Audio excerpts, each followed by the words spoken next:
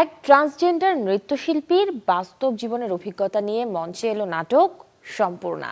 শনিবার বিকেলে ছায়ানট অডিটোরিয়ামে হয়েছে নাটকটির উদ্বোধনী মঞ্চায়ন, যেটি নির্দেশনা দিয়েছেন রফিকুল ইসলাম টুটুল।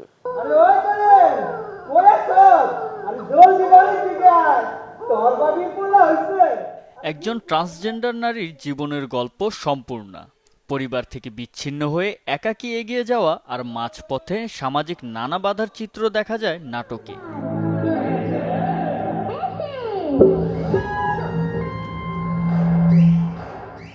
শনিবার ধানমন্ডি ছায়ানট মিলনায়তনে হয়েছে সম্পূর্ণা নাটকের প্রথম মঞ্চায়ন, যেটি দেখতে দর্শকদের উপস্থিতিও ছিল চোখে পড়ার মতো। আমি এই নাটকে মোহন থেকে মোহিনী হয়েছি এবং এই নাটকে আমি নিজে একজন সম্পূর্ণা হিসেবে নিজেকে প্লে করেছি। আমার এই নাটকটা করতে গিয়ে আসলে আমার অনেক বেশি তাদের সম্পর্কে জানা লেগেছে।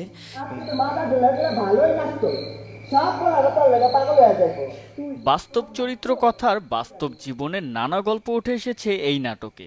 পুরুষ থেকে নারী হয়ে ওঠার এই নৃত্যশিল্পী কতটা চড়াই উতরাই পেরিয়েছে তাই দেখানো হয়েছে সম্পূর্ণায়। তো আমি জন্মেছি কোনো এক জায়গায়, সেই জায়গাতে আমি একটা ছেলে হয়ে জন্মেছি, কিন্তু সেই জায়গায় আমার হৃদয়, মান, জীবন সব কিছুই শুধু ভরা ছিল একটা নারীর দৃষ্টিভঙ্গি নিয়ে আমি বড় হয়েছি।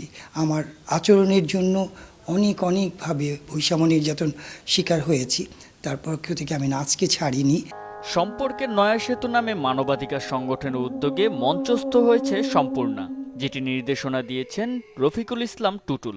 বাংলাদেশের যে ট্রান্সজেন্ডার কমিউনিটি যারা আছেন, রূপান্তরিত নারী যারা আছেন, তাদের জীবনের যে বিভিন্ন রকমের বৈষম্যের শিকার হয়ে যে এই পর্যায়ে আসা এবং তাদের বাস্তব যে চিত্রগুলো, সেটাই এই নাটকের মাধ্যমে আমি তুলে ধরার চেষ্টা করেছি। নির্মাতা কলাকুশলীদের চাওয়া সম্পূর্ণা নাটকের মাধ্যমে ট্রান্সজেন্ডারের জীবনকে অনুভব করতে পারবে সাধারণ মানুষ।